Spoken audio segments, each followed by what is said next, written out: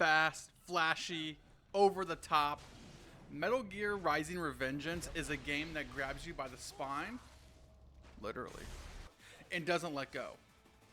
But does this cyborg slashing spin-off live up to the Metal Gear legacy? Let's dive in. Yeah, that's what I was waiting for. I was waiting for you to find that. Oh yeah. How's that gonna help? Cardboard box equals yes it does.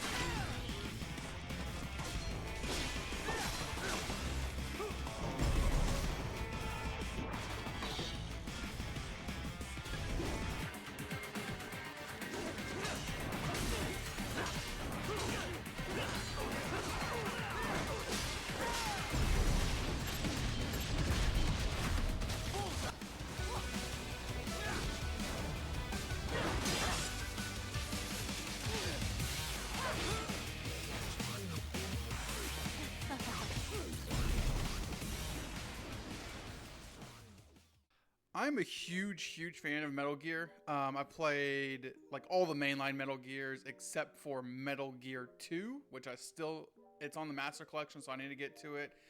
But I played Metal Gear 1, Metal Gear Solid 1, 2, 3, 4, Peace Walker, Ground Zeroes 5, all of them, right?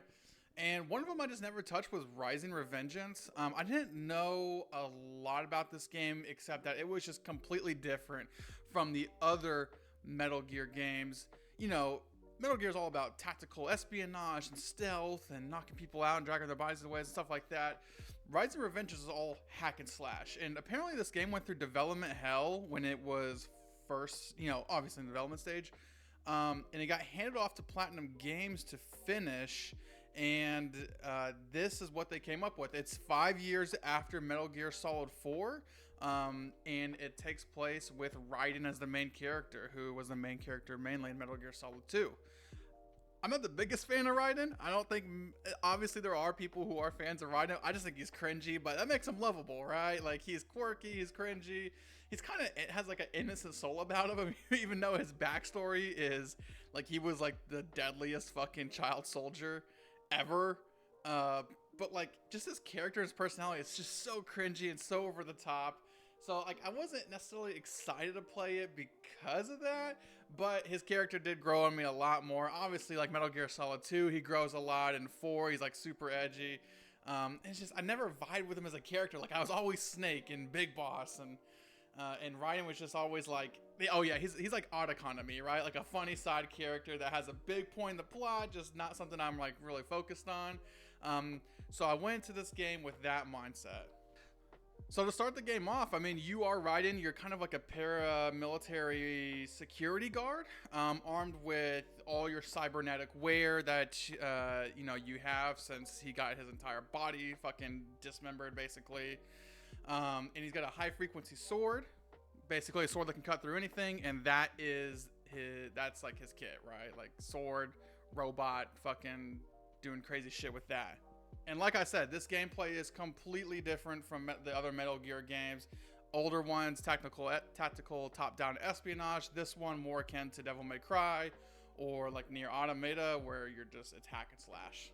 That's where this game shines though, the gameplay. It is just pure high-octane adrenaline chaos. And the main selling point of this is this ability called Zendatsu, I believe is how you say it. Basically, you can set enemies up to go into like a slow-mo scene that you control, and you can just cut them into a billion parts. And when you first do this, it is fucking awesome. And this gameplay mechanic is basically how it's really how you defeat enemies. You're not really defeating enemies through just pure hack and slash and doing damage. It happens for sure, especially in big fights where you're fighting, 7, 8 people. You're not going to be dicing every single one of them up. You can, but usually you're kind of saving this for when you need health, or you just want to dismember someone really cool, or a big mechs, you want to cut their legs off. And you can even like cut people's limbs off and just have them like crawling around on the ground and they can't do anything about it. I always like to like find the biggest guy, cut his legs off, have him like crawl around on the ground, and then like kill all of his lackeys after that. Just something I did. And the gameplay is great. I will say though, what sets this game a bar above a lot of other like character action games that I've played are the set pieces, the boss fights, and the soundtrack, and how those three combine together. And I think the first level of Metal Gear Rising: Revengeance is probably one of the best video game levels to ever exist due to this, like due to the combination of these factors: set piece, bosses, music. And yes, it does have like quick time event sequences. I don't mind those if they're done correctly. They are done so well in Metal Gear Rising: Revengeance. Here's a scene just to get you in the mood for what to expect when you play this game. Although it's been fucking forever since you've probably already played it, but this is what it looks like.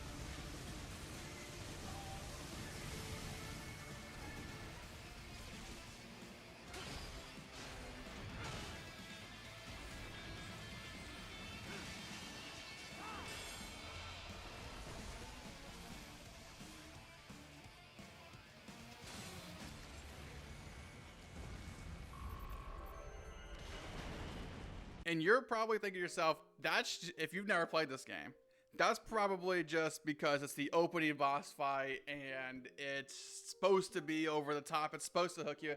No, every boss fight has some crazy like metal type track that just gets your adrenaline going.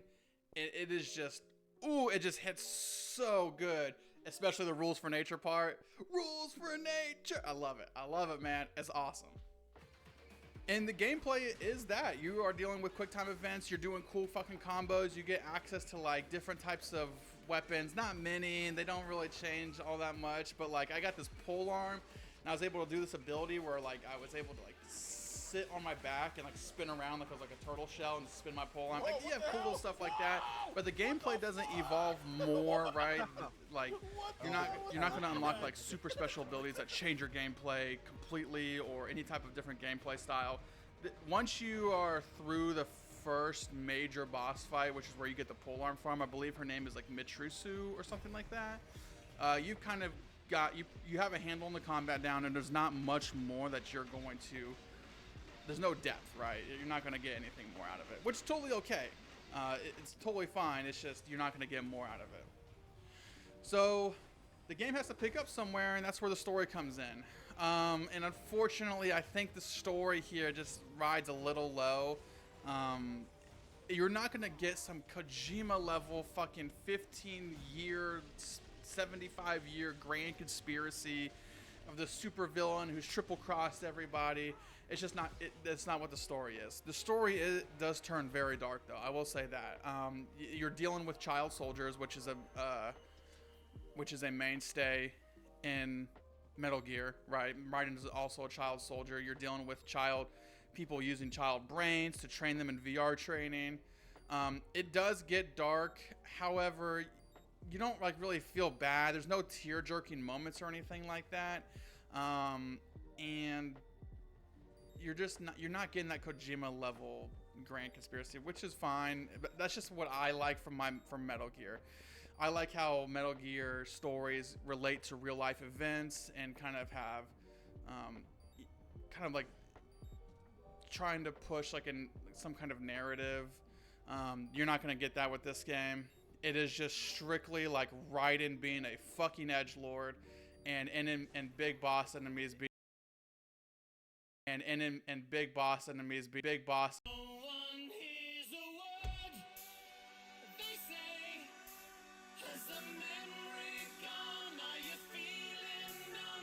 No, that is not Solid Snake. Big boss enemies being like, I love the war economy. What about people like me who want to fight and make money off killing people? What about us? And it's like, bro, like just find another fucking job, dog. You're a whole fucking cyborg.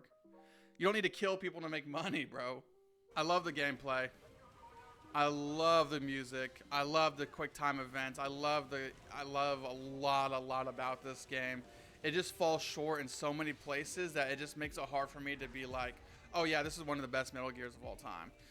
And I can't even like rank it with other Metal Gears, right? Like I said, it plays completely different. It's not the same. It's not even made by Kojima. But the story, I think I beat it in like 5.5 hours. And I was exploring. I was going through every nook and cranny, killing every enemy. I did not rush through it at all.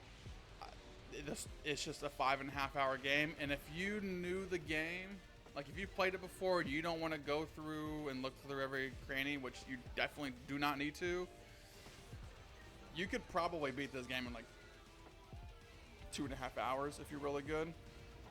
I didn't get this game for a premium price. I got it for, I don't even know, fucking cheap as fuck on some Steam sale probably like a long time ago. So I'm not like mad that it wasn't the longest. I was just kind of like, man, that's the end. And, like, not that the ending didn't have a conclusion, it did. It was just wow, like that wrapped up pretty quick. Story short, but there is no filler, so you are not going to be like trying to skip cutscenes or hoping this fucking dialogue ends early. So there's a pros and cons to it. Do you want that short story where every second is like, like right there, or do you want like a longer story, like a 20-hour story where you're like, yeah, that part kind of sucked, that part was boring.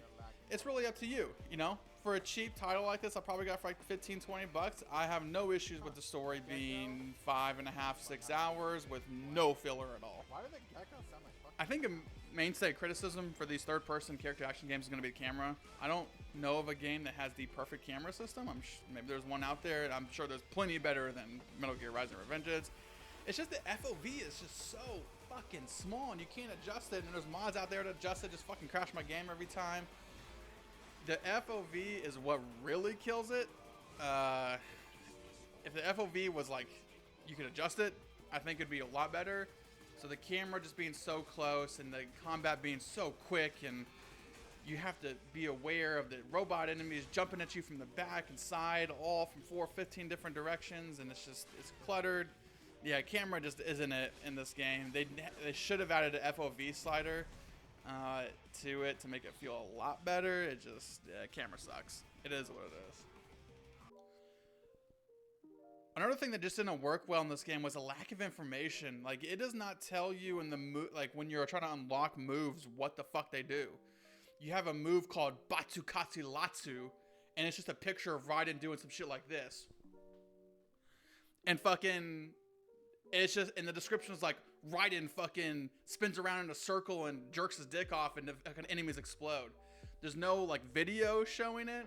There's no, like, move set or, combo, how to actually, what buttons to press in the unlock screen. You have to go and look in the skill menu, which it's good that there's a skill menu there. It should say it on the unlock screen. And there's still no videos in the skill menu. Also, it's just a picture of Raiden doing some random action. I have fucking no, like, I did an ability, like the turtle shell ability where you spin around on the ground. I did that on an accident. I was like, okay, let me go look at what fucking skill that was in the skill menu so I can keep doing that because it's sick as fuck. I had to try out a few different skills before I figured out which one it was. It's just a quality of life feature that feels like it's kind of in every other game. And just make it easy, man. I want to figure out what ability it is so I can do more abilities. Speaking of no information given to the player, there is no like the pairing tip they give you does not fucking hold up. It doesn't work. And it would filter the fuck out of me. I tried this game 4 or 5 different times over the past few years. And I could not figure out the pairing. And I researched it on Reddit. I could not find an answer until this final time. Instead of like every Reddit answer being like, just get good, this game is fucking amazing, you fucking, like, you piece of shit, like, this, how are you gonna diss our game? I found one dude who was like, just stop moving and press and hold up and B. Like, I had tried everything, okay? I tried everything to figure out how to parry. That one comment saved me and allowed me to play the game. If you want to parry, it is not like Sekiro or any other game that involves parrying where you have to do it at the last second. You can, and there's benefits to doing it the last second, like you can fucking riposte them easier and shit like that. But as soon as you said that red flashing light, stop what you're doing, hold up and B. That will put you in the blocking stance, and you'll parry the attacks.